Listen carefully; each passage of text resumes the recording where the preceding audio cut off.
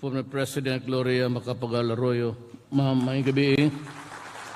Senate President Aquino Pimentel III, the Executive Secretary Salvador Midjaldia.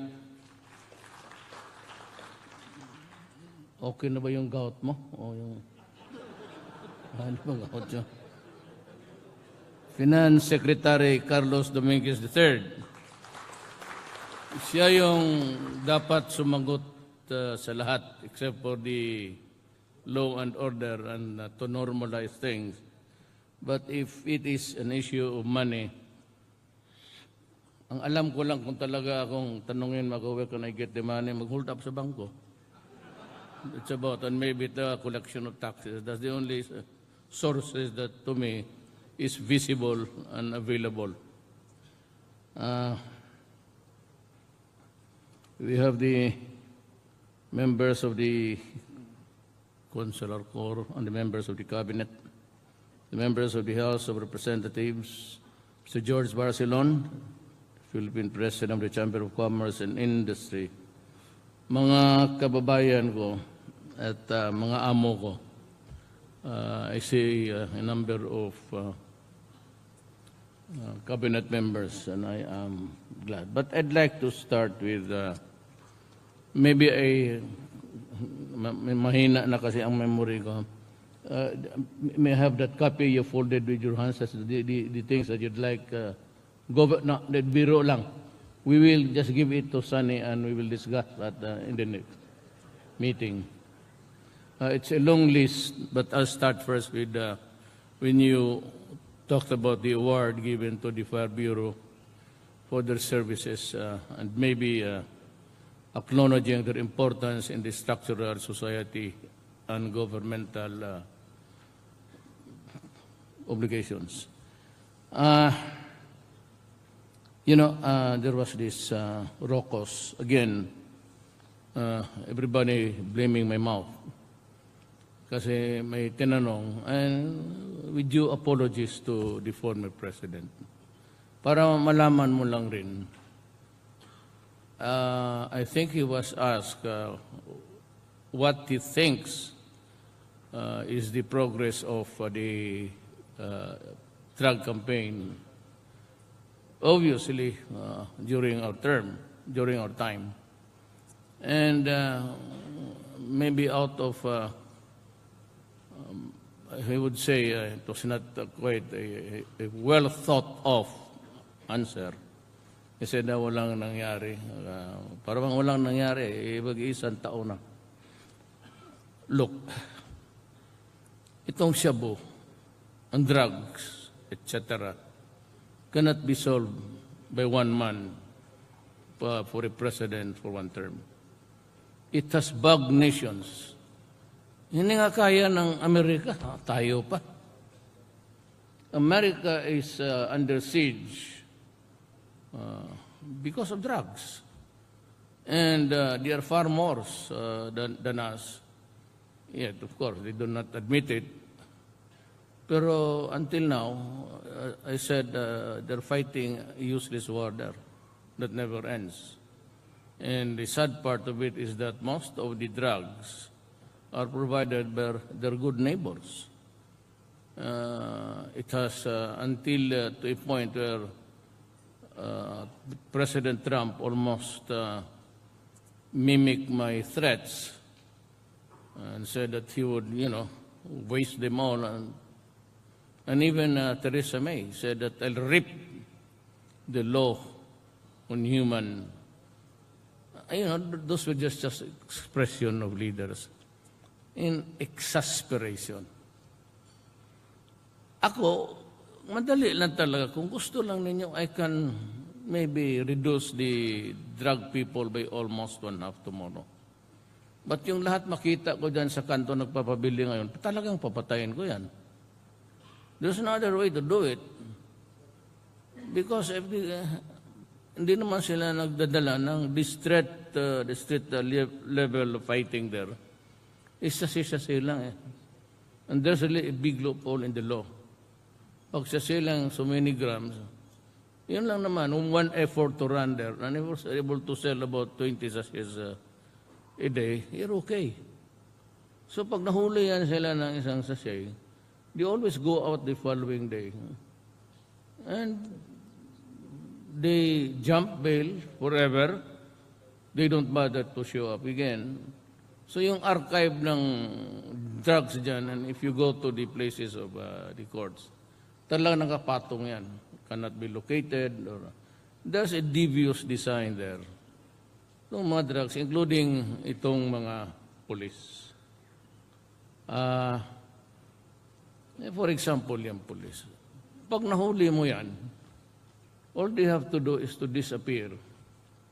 At yung station commander na nagdala ng gago doon, will just say, nag-iwol na yun. O awol. So hindi mo na makita. Then after a few years, titignan yung complainants, buhay pa ba o patay?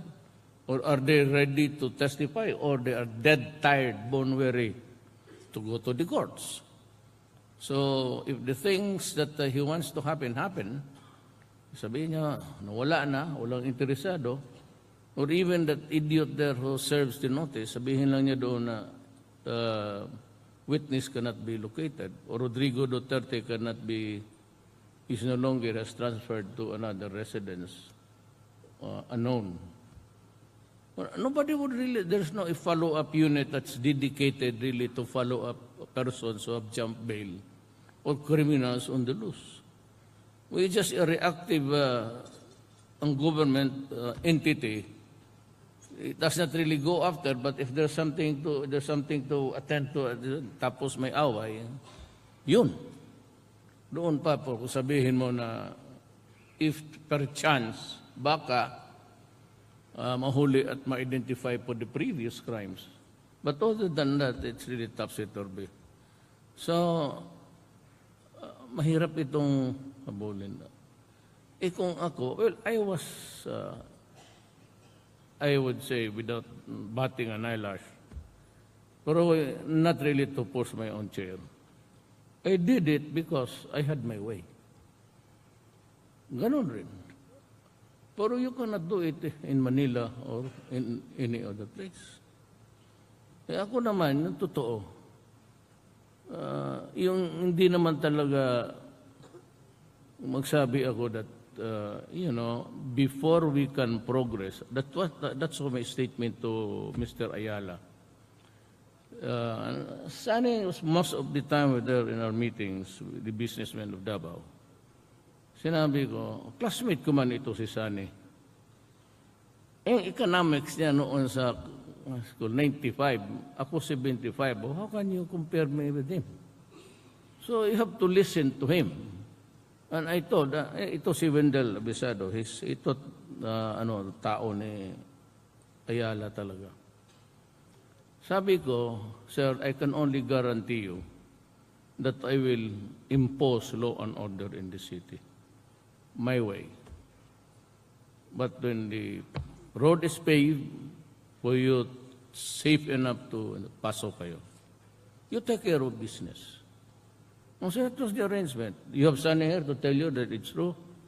Wendell Abisado was the top man, the top honcho of Ayala. Yun ang sinabi ko sana. And we succeeded.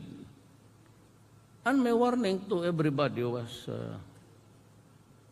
do not destroy my city. I'm trying hard to improve on it. My job is not to kill criminals. I am here to build a city. But kindly avoid Davao. Because if you destroy the rhythm, I will kill you. And if you keep on selling drugs to our young daughters and sons, you're almost killing the next generation. Probably kayo dito you can. But most of us kami, we rely on pensyon namin sa gobyerno, including the firemen and the policemen. Pag kung hindi maintindihan niya yung mga human rights, ang pag-asa namin, papatapusin yung anak namin, because by the time we grow old, we only can expect GSIS or SSS. And that is where we expect to be the source of to buy medicines, hospitalization for some time. Then after that, you hurry up because you want to die because you have no more resources. And your children, na maasahan mo for the food, yung lugaw na kakainin mo at susubo ng lugaw sa bunganga mo, yun yung mga anak namin. Hindi man kami mga mayaman. Well, I can't afford a hospitalization. I get a bigger sum because I'm pegged to the last salary. That would already be big. Unlike the others, half of the time lang sila.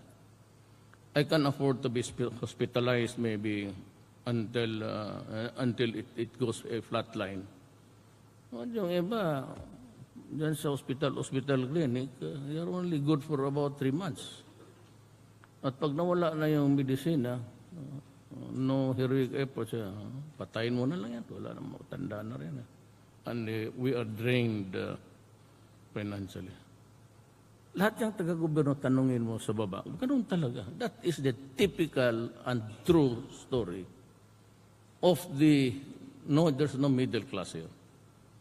So yung sa baba, you have to jump from A to lower C, D, and E.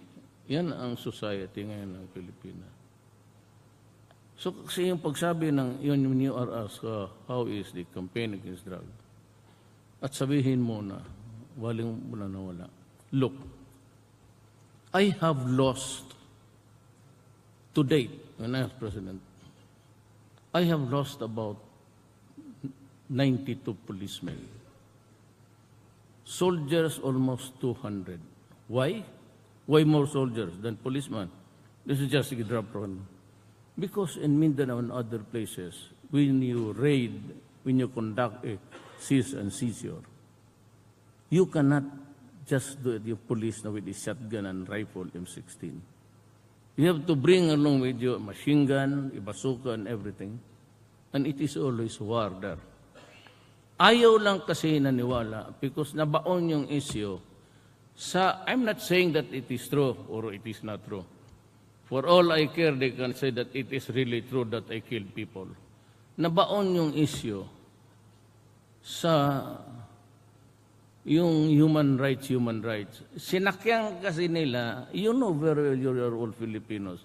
It was an issue of Nograles. Yung congressman, yung speaker, yun ang dapat kung gusto kong patayin talaga.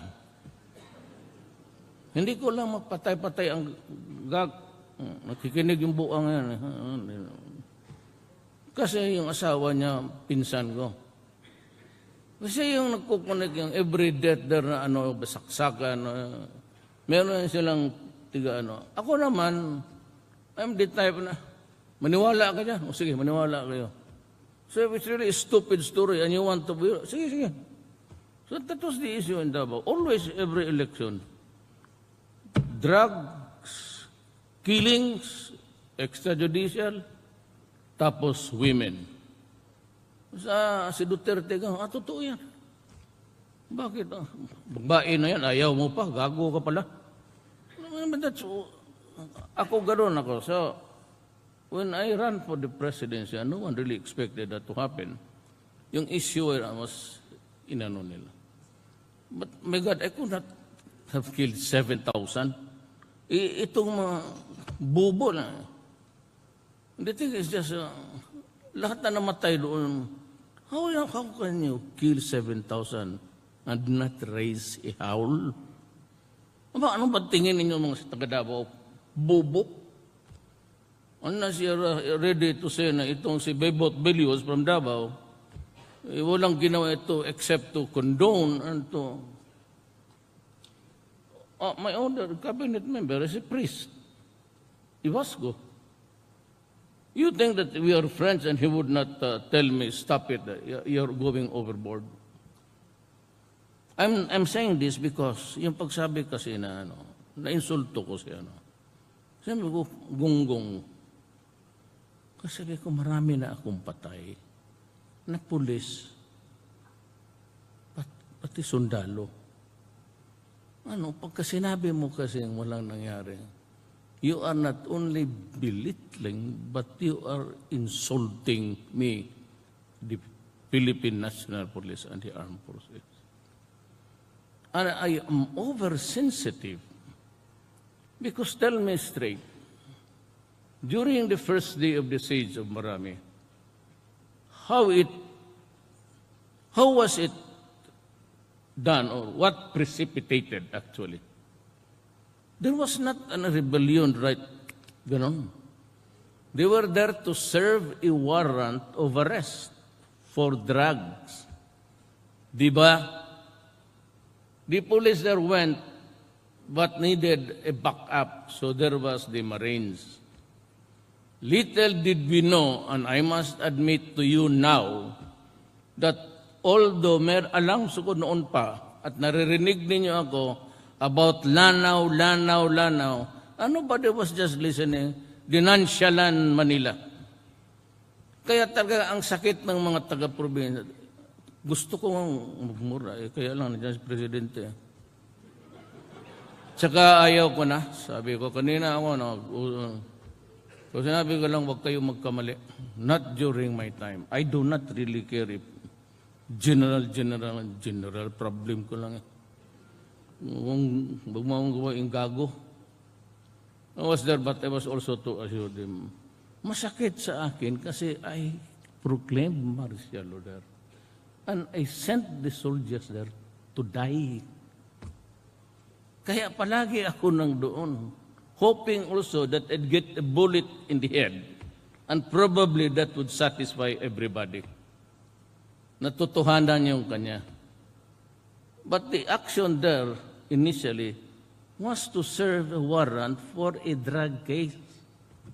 Then it went out of proportion. Then we discovered na they were really preparing to proclaim Marawi as the first caliphate city.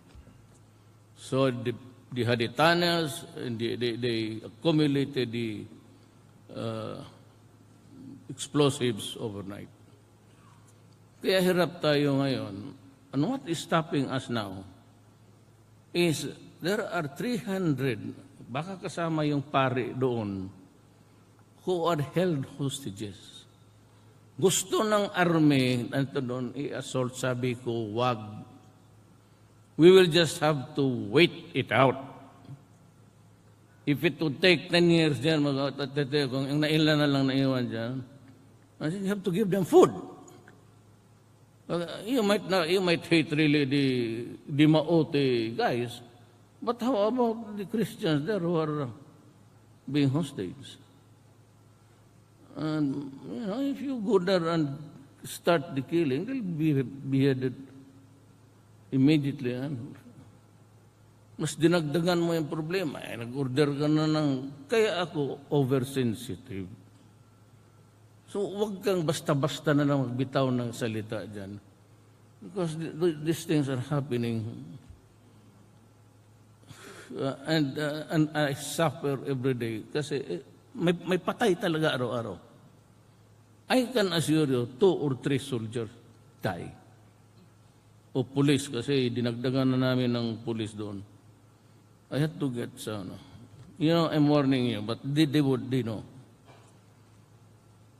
Tell me what will happen if that thing in Marawi happens in 5 cities in the Philippines tonight.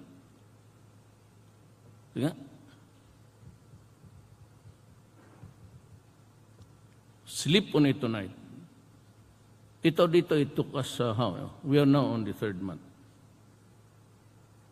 If this kind of thing happens, even in 3, 4, 5 places, walang gira. It's about terrorism, 3, 4, 5, 6, with many explosives. How do you think we can cope up? And that's why I went to the police. I spent the whole day talking to the police, then reviewing the intelligence setup, including the... I told them to be very careful about these things. But I also, and it's anniversary nila. I really went there to warn them about these contingencies. As of now, marami tayong police. Okay tayo, Manila we have. But sabi ko, think of just 3 same incidents in Luzon or in the greater Manila area. Itong numbers natin ngayon, sishrink ito. Because the trouble implodes from right in the city. Then you think that you have that numbers to cope up. That's the problem. I should not be talking about it. Alam na lahat. So I said, yung mga ano na wala namang nalaman, basta just blurt out, you simplify the problems and you do not think of the consequences of your statement. Be careful. Si Grace po naman, wala man akong away. Kaya lang, she's a fan of a motherhood statement. What's your... You know, I was campaigning, I was already, the longest count was 67, putang ina. Yun ang record ko during the campaign. When I was inaugurated, gusto kong, and every time I am in public, I cast epithets and all. And sabi ko, I don't care. If that is my behavior, fine. If you cannot bear it, you go out. That's me. I cannot change at this late day. Pero kung sabihin mo na what's my mouth, what do you have to admonish me? During the campaign, I was doing it. I'm doing it every day. And it is connected with an issue that is very, very sensitive to the soldiers. And sabi ko, I'll give you an example. I was elected June, I took my oath. July, August, nagpunta na ako, ma'am, sa, I'm addressing myself to Senator Pia. Pumunta na ako sa medical center. Sabi ko, meron kayo nito. The main building was a decrepit, dilapidated thing, at yung drainage niya was blowing up instead of down. Eh, sabi ko, putang ina, sorry. Paano magagaling itong ating sundalo? So, sabi ko, I'll give you a new building. You can have this torn down, or if you want, mas mahal mag-rehabilitate. Turn it down, I'll give you one, a new one. So all in all, in that meeting, that night, nandoon yung mga sundalo, General Lorenzana, Anyo, Speron, I gave about $500 million. Sabi ko, may barrick kayo. Wala. Barrick is very important, high pressure to slow down infections. And I know that, you know why? Kandidato ako noon yung barrick, yung hyperbaric. Dahil may Berger's disease ako. Nandyan man si Secretary Obial. Kaya nakita ninyo I was greeted by my grandchildren and there was this converter, it's an oxygen. Sabi na, I'm dying. Di ko totoo. No problem about that. The day that you are born, every one of us is already about to die. It's only God. Kay kumatos na raw ako, kay nagpaano ako sa buhok ko, kaganda-ganda pa ng buhok ko. And I took after my mother. Kung father ko, wala talagang bagong na siguro ngayon. But mother side ako, sawa ng Diyos, wala namang ganda-ganda pa nga eh. I am just talking about life, but I am sure I will take up your... I am just telling you stories. I usually do not deliver speeches. Because that is the way that I'll tell you the other way of doing it. After hearing your president talking about issues today, I am confident that by the next meeting of the cabinet, Secretary Dominguez will be able to come up with the money that is not there. That is why he's getting old. I do not do it that way. Ako, istorya lang.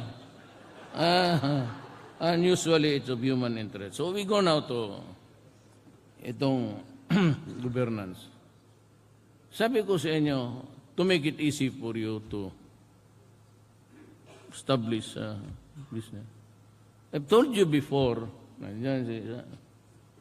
Mr. Wallace is there. Nandiyan si Architect Palafox.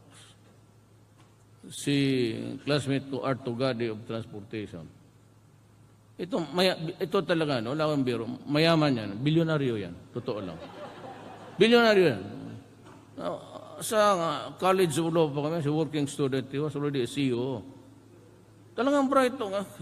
Baka akala na ni maliit nila. Hindi lang kasi high profile. Bebot Belio, komunista talaga yan. Wala nang, sige balik-balik doon.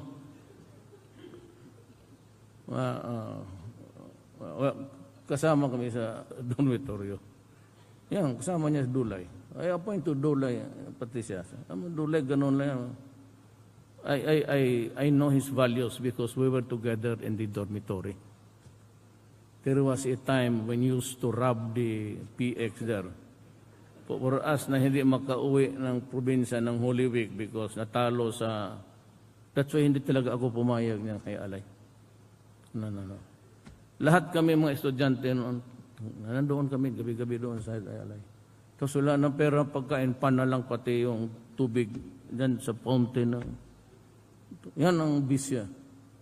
Kaya sa nung president, wala, basta sugal. Yung hindi ko kaya talaga, hindi mo pigilan, you better tax them than fight them. You cannot because electronics might as well just get the best out of what you can get. So itong sabihin ko sa inyo, if there's a corruption, even just a whiff of suggesting to you, sabihin ko sa inyo, murahin na ninyo yan.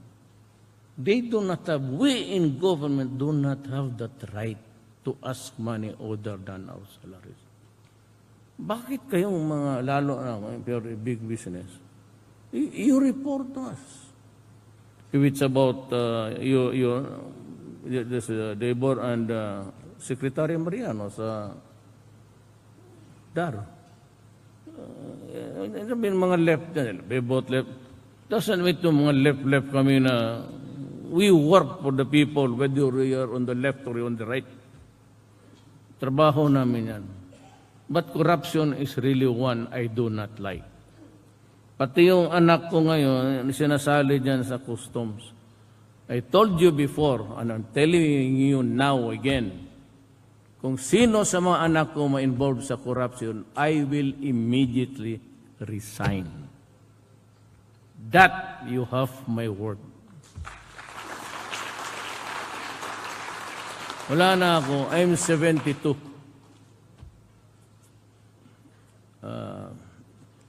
I am still good for one marriage. Pero okay na yan sa akin. Wala naman rin akong gawin. You better find a new bride. Wala ka ng trabaho. At 72, you give me 3 to 7 years and I'll be ready to go. So, wala akong I said, I didn't niyo ako kilala. But, tanongin niyo yung mga kakilala ko. Pag sinabi kong gawin, sinabi ko, kaya kapag sinabi kong papatayan kita, talagang papatayan kita. You know, which is more dangerous? Tell you. A body politic that is contaminated with narco politics, or the drug pushers and drug lords. Kita mo si Albuera, si Espinosa, pinatay sa jail. Good for him. Tapos Marcos and the rest were indicted. Si Aguirre, classmate ko rin yan. I think he was the salutatorian, no? Valedictorian to eh. Sabi ko, asked me, Mayor, yung sa Albuera, he was killed, mukhang murder. Sabi ko, if that is your opinion, go ahead, file a case. Hindi, kilala nila, nandiyan nila sa cabinet ko, go ahead, file a case. No problem for me. Let's have a trial. So it goes to a court, and the court says it's homicide. Well, no problem, murder, homicide sa akin. We can have the trial.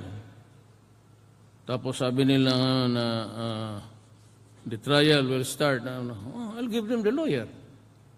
They are my policemen. I am the chief, commander-in-chief of all armed forces. Kaya pati police, pati kapgo, they're under me. I am responsible for them. And if they say that the story na may baril, I will believe them. If the fireman here would say na dito na kumpisa ang sunog, sinong paniwalaan ko? Yung mga witnesses sa labas? O yung police na nagtrabaho? Pinatayan nila, that's fine. But kung sabi nila may barilan, I'll believe you. Bakit ako maniwala doon sa labas? Maniwala ako doon sa police. Eh, sabi, rub out town. Wala akong pakialam. Basta sinabi ko, ang sinabi ng police sa report, yun ang akin. So sabi ko, total in the end, sinabi ko sa kanila, wala ka mga problema. The end game is mine. That is the protection that I can, that's the mantle of protection that I can give to the police and the soldiers. Just do your work, do it according to law. Do not abuse, because you will be the one, you'll be at the receiving end instead. Kayo ang papatayin kung huwag ninyo akong do not. So, nabi ko talaga. Pero sabi ko, nasabit, okay, sige. I-convict, fine. Sabi ko lang, when is the promulgation? Tomorrow, sir. Del, bigyan mo nga ng pardon. Pagkatapos, finding you guilty of murder, you're hereby sentenced reclusion perpetua. Katapos ng basa, you give him the pardon. Pardon is granted to the... Para hinog, ganun rin. Yun ang sabi ko, narco-politics. Itong si Albuera, pinatay niya siguro mga 3 pulis who opposed him sa kanyang drug. Itong si Paranghinog yun, sige sila kot-kot ng patay dyan. I don't know how many now na retrieve nila na yung kay LEILA sa akin, isang skeletal lang naman yun. Punta ko doon sa krami, sinilip ko yung prisuhan niya. Gusto kong sabihin, malayo man. Punta ko sabi ko, saan na yung gaga na yun? Sa doon, dinala ako. Punta ko sabi ko, I cannot imagine that. The air capacity to. Imagine, she can even convince foreigners. Yung mga tuntong mga iyo, ihudi. Tapos magpunta dito, to declare na siya, can she be house arrested because is a prisoner of conscience? Pagkabugok talaga itong mga... You're using the matter with all the, pati yung pardon, pati yung video. Yan, tinagnan niya kung anong klaseng babae yan. And they come here and say, she's a prisoner of conscience, my God.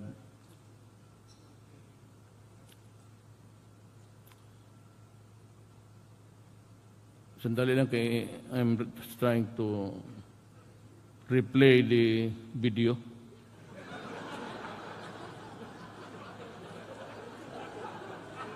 Okay, maingay. You're disturbing me. Yung,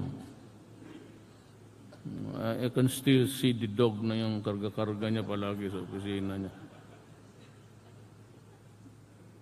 Huwag talaga yung drugs. Ayaw ko yung drugs. Anak ng... That's what I said. I will destroy, I will kill you. Because if you destroy my country, I will kill you. But do not misinterpret it the other way. Sinamin ko ngayon sa inyo, if you destroy the young, my daughter, my granddaughter, talagang papatayin kita. What right do you have to do that to your fellow men? Anong kasalanan ko sa iyo? Bakit gawin mo yan sa mga anak mo? Talagang papatayin kita. Somebody has to do it. And I will be happy to do it. I go to hell, nakareserva na ako doon. At saka yung magaganda dyan noon sa mga nightclub, nandoon naman sila lahat. Overdose ng drugs. Yung mga magaganda dyan.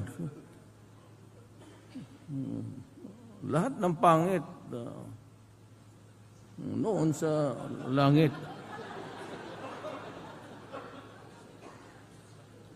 Tsaka kung gusto mo nang punta ng heaven, sino mo? Who will stop you? Si San Pedro. Putang ina, wala kang ginawa niyo. Bantay ka ng manok mo. Umalis ka dyan. Ayaw ko talaga. I will protect my country the way I did. At saka wala naman akong I will order General Bato or I will order General to kill you. I never said that. You produce me, I will order the army to kill you. I said, I will kill you. That is a legitimate statement of a head of a state to protect his country. Find me a law which says it's wrong. To say that if you destroy the young of my country, I will kill you. Is there something wrong with that? You human rights people. Anong mali dyan? Wala naman akong sinabi na may ordered. Ako, sa awa ng Diyos, wala pa akong pinatay. Ako. Ikaw yung namatay yung iba dyan, di ba pulis na yan? Wala pa akong pinatay. Ano minsan? Style mo lang yan. I will kill you. So how can you sue me when I said, I will kill you if you destroy my country? Dito sa customs, dito naman sa corruption, do not allow yourself to be fooled by just a worker of government. Kaya ulitin ko ito ngayon, dahil pakiano nga, itong directors na to, the cabinet members are only given 1 month. Lahat yan, lalabas ang papel. 1 month kayo. The directors, ulitin mo, kundi file lang kayo ng kaso, lahat sila. 15 days. At sabi ko na, ayaw ko nang makita. I'm about to enter my 2nd year. I said, online na. Kaya, Bebot is doing it. Sa kanya marami na. I want everybody to just do it on... Mahusay man kaya yung... Hindi ako marunong, pero... Marunong naman siya ng... Punta ka lang ng paturo. Kan online, lalo na yung mga mahirap. Kasi pabalikin mo yan sila. Taga-probinsya yan. Minsan walang... Kung pagsakay dito, you know the traffic, it can be hell for them. Takes them 1 day to just want to buy one office. So I want 1 building or 1 whatever monster is that. Na doon na nila kunin lahat. If you cannot group together, then I'm forcing the cabinet and this government of mine to force the online trabaho. Ay, nandiyan naman si the most guy that, because he was there with the President, ako nagsishare ako kay Ben Jokno. You can ask them.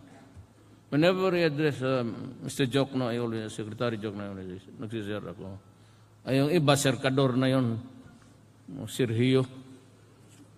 But yung ano, I mean, I say that I want this. I really want it. Pag sinabi ko 15 days, 15 days. Walang silbi yung gobyerno pag paabot mo 2 taon. Kabaho naman yan. I mean, kung ganun lang if I cannot control drugs, if I cannot defeat terrorism, you will have my resignation. Believe me. I'll tell you straight. So, give me a chance to kill them one at a time. It is not easy to commit murder.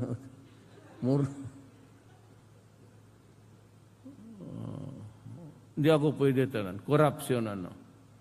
Kaya sabi ko, kung sino man yung official who entertains the intervention of any of my sons and daughter, that is enough for me. I will fire you and I will press charges against you and my relative, whoever he is, and you'll have the luxury of seeing me go down. Hindi ko na kailangan itong trabaho na ito. Sa totoo lang. I mean, I have enough. Hindi naman talaga sabihin mo, anak ako ng pobre nga hampas lupa. I have my father. My father used to be governor. So, governor siya. At that time, he also had a lot of influence. Governor eh. So, nakapag-ipon rin siya. May farm kami. At ako naman, di ako mahilig sa kainan. Yung dito. Wag lang mo insulto yung may-ari nito. Sino bang may-ari nito? Yung kay Sanim, maka-order ka pag totoo sa Davao, sa mga Bisaya rin kasi they will cook a Bisayan bayan inununan ng paborito. I'm not into meat. Yung sa Tagalog yung inununan? Paksyo. I can live with paksyo day in, day out. So, wala na ako masyado dyan. Kaya I am reiterating my commitment to the people. So itong sa Marawi, it will be finished in I'm going there again. But sa Osamis, pupuntahan ko talaga. Let me itong sabi ko. Tingnan mo itong mga sinong taga-Osamis dito? Sinong negosyante taga-Osamis dito? Alam ninyo walang eleksyon doon. Kasi yung mga kalaban, binabaon doon sa Ako, pero hindi ako nagapatay. Sabi ko, kung may panay, si Morales na. Bakit pa natin patagalin? Pero ito, tignan mo, walang eleksyon, takot ang mga tao. It's a reign of terror for how many years? 2 decades? I know the guy. He used to go to Davao. Ang paborito niya yung may basketball team siya. And he wants his team to play most of the time. And he goes to Davao just to maghamon ng laro. Pero alam ko, when I was president, nag-warning na ako sa kanila. Tinawag kong lahat ng mayor, sabihin ko na lang, at mga mayor, so kayong do not react na hindi ko naman kayo binabastos. Lahat ng mayor sa Pilipinas in 3 batches, kasi marami. Wala akong sinabi sa kanila, sinabi ko lang, do not or otherwise you face the consequences. I will really kill you. Alam nila yan. So yung si Parahinog namatay, alam niya yun. Yung si Albuera, ito si marami itong pinatay. Kaya hindi naman kasi lahat ng pulis corrupt. Mayroon talaga yung ayaw. Or matter of principle. Konsensya na, pangmapadali natin trabaho. Huwag tayong pumasok dyan. That's treason actually. You go against the interest of pabilihin mo ng tao tapos pulis ka. Dito marami yan. Sa ano, bantay kayo yan. Pero paabutin mo lang sa akin. Kaya hindi ako mamimili kung pulis ka, kung ano.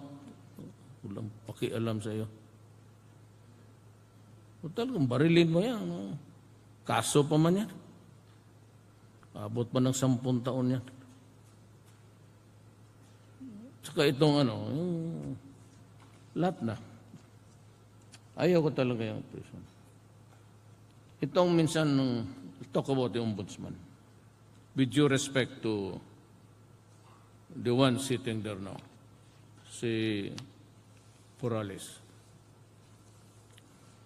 Alam mo yung corruption. Sa local governments, yung delay ng permit. You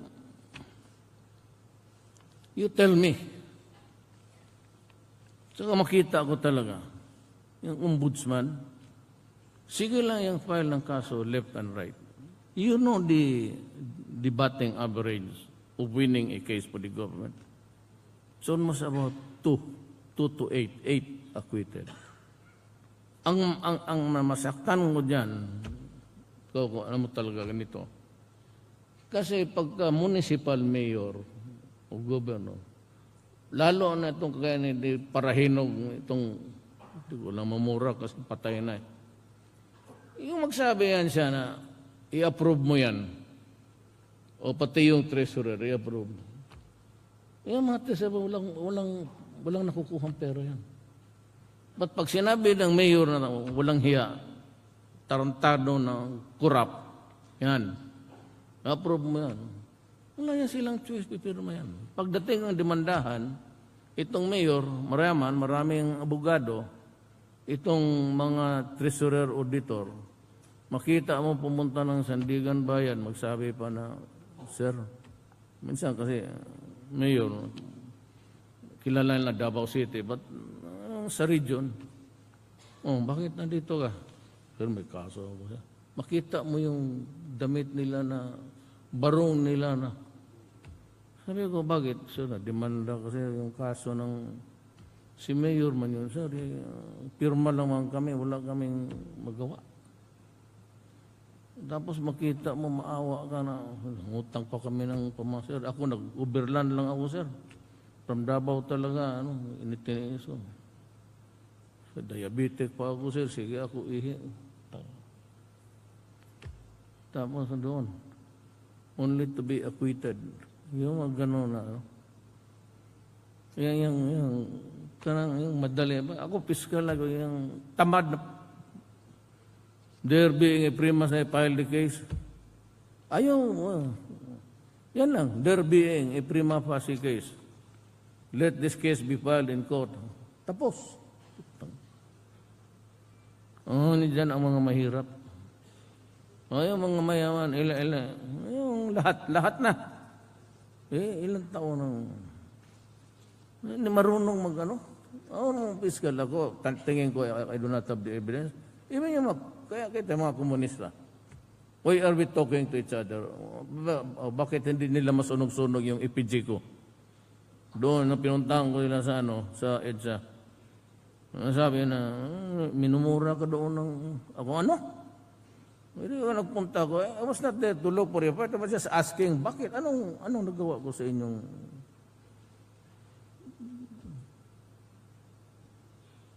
Tama yung minsan you need badly reforms in this. I suggest, ito na lang, magastos talaga ang Constitutional Convention. Now, do not tell me that the composition of that constitutional body would be wiser, would be more honest, walang pinoprotektahan na vested interest. Ako, I suggest that we appoint 24 commissioners. Kung gusto ninyo lahat ng retire ng mga justices, lagay natin. Few civilians, about 5. Prepare inyo. Kaya kay Cory. then just submit it to the constituent bodies. We get rid of some of yung mga offices dyan na di mo na kailangan. But this is my take. Mag-constitutional convention ka, magbayad ka naman. Tagdalawa per district. Maghingi ng opisina. Tapos magdebate niya, wala namang utak yung mga gagawin niya. Pareho lang rin eh. And I'm sure we will end up with something like the same structure, the same embodiment of maybe democracy. Maybe yung structural change. But you will remember me for this. I am sure. When I'm gone and everything is not all right, you will remember me. If you do not reconfigure the unitary type of government now, which is the one that we're using, and if there is no change in Mindanao, there will be no peace until the end of time for the Philippines. I hate to repeat it again and again, but yung imperialistic practices, both in the Middle East and here in the Far East, created so much trouble for everybody. You know, well ahead of Magellan in 1521, when he brought in Christianity, Mindanao was already Islam ahead by about 70 years. Sabi nila 100 years, but when I read the archives of Malaysia, yung ng mga dyan sa Sulu, ang nila was the coming in of the Islam missionaries took place ahead of Magellan. Inilit nila yung Mindanao. But they were never able to conquer Mindanao. At that time, it was not territorial, it's about religion. Hindi talaga nila matumba because there was a poste. And that post was really Islam. Ngayon kung pilitin natin, ang MI ngayon is just, we were able to, Doresa, Bebot, they were just to, hintayin natin, we will come up with something. If we are not ready to go federal, let us begin with a regional structure that's changed and give to the Muslims. Bahala na sila. Just like the Christians, marami rin corrupt na Muslim. Ay bahala kayo. Some are corrupt, some are not. Same here with us. Marami rin corrupt na Kristiyanos. None others. But bigyan mo talaga, bahala na kung ano mo sa... Give them the piece of territory. Na ang sabi nila, nauna kami, bakit ngayon wala kami? So we'll have to redefine, including the acquisition or the transfer. You acquire, then you give. Or just by arbitrarily, by sabihin mo talaga, this is it. Otherwise, if you do not force the issue, there will always be war. And remember that this time, there is a new element that has entered the picture. ISIS. No, and during the first meeting of the cabinet, I distinctly remember, and during the first meeting with the command conference ko, sa lahat sila. When after all the discussions, nobody really was saying something about it. Sabi ko, gentlemen, Merotan, I'm sure they remember, there's a dark clouds looming ahead. And sabi ko, ISIS. Pagka nag-mix yan ng mga extremists sa Mindanao, there will be trouble. And they will tell you that I was telling the truth. Exactly on the dot, to a T. They did come. of this. Sabi ko, see? Kasi taga Mindanao kami, you can feel the ground. And most of us are related to each other.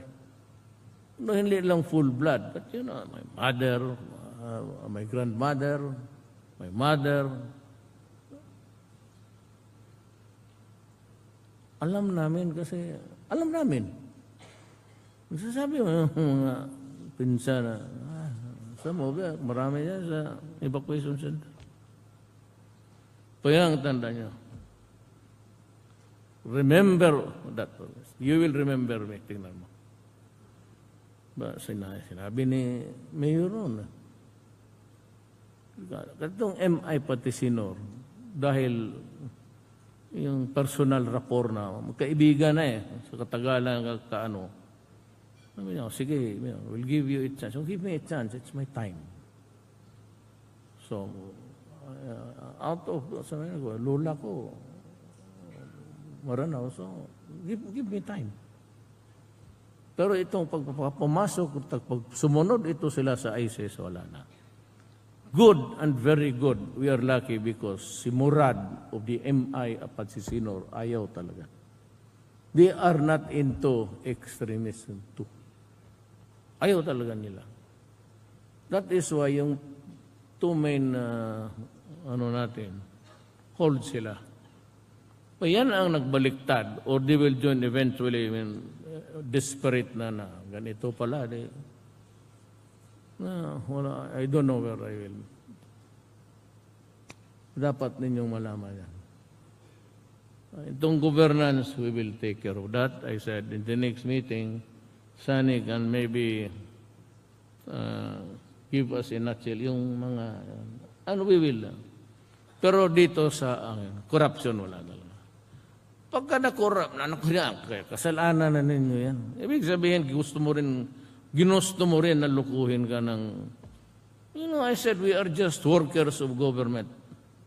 We are not even addressed as officials. I do not want the title na nakukurnihan ako. Just, we are workers of government and we work for the people. And we, much as possible, we want to earn, honestly, what's our keep for the day. Baski na konti. Pero itong sabihin ko sa inyo, kulang talaga sa pulis pati sa ano. Pag ang pulis mag first year, second year ang college o ka-graduate lang, ang pulis hindi na nga pag-aral ng anak niya. That is why we'll just have to take care also of those guys there who are dying. What will happen to their children? I promised them that I'd put up a 50 billion fund. Sabi ko yung, so that, alam mo, ayaw ko namang insultuhin. Everybody is listening all throughout the country. My apologies, but I do not mean to offend anybody. Sila mga graduate lang kung saan-saan dyan. But if they go for higher learning, there are limited schools na talagang merong Ateneo, UP, Lasal. Nila kaya yan. But kung meron, sana lang silang enough to sustain. Yung the gray matter between the ears, tawag nga dyan. You have that, they can always aspire for it. They can make use of the 50. Meron na akong 20. All I have to do is, kaya gusto ko marami mag-evade ng taxes. Pagka may nalaman ka nag-evade ng taxes, okay lang, hayaan mo. Ma-one time ko yan, tignan mo. Sani, sabi ko yun, Sani, I need money. Okay, we will look for it. Maybe, sabi ko nga, in the favorite of the refrain is, in the fullness of God's time, we might be able to get it. Gusto ko mag-iwan ng 50. Kasi kung yung 50, hindi nila maubos yan. Because that is intended for a higher learning na. Libre naman ngayon.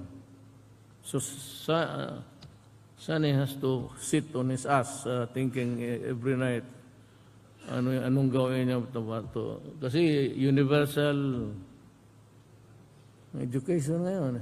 Pag sinabi, libre. Kaya mas gusto ko yung maraming bugoy. Kaya kung hindi na mag-aral, mas minus gastos natin. May, saan ba yun ako nagsabi na talking about masteral. Sabi ko, so how many years did you finish? So I took masters, gano'n. Sabi, so, almost 7 years. Sabi ko, pareha pala tayo. Sabi niya, kumuha ka rin ng masters? No, hindi. 7 years ako sa high school. Nauna na ito rin sana, nag-graduate na lang kung saan-saan. Ako, nag-aaral pa, let's say. Pero okay rin ang master's degree. As you can see, Gade, Bright, valedictorian, Sunny, top na. Pero mga bata-bata ko lang yan. When they're all working for me. It's good to have a masteral even in high school. Okay. Salamat po.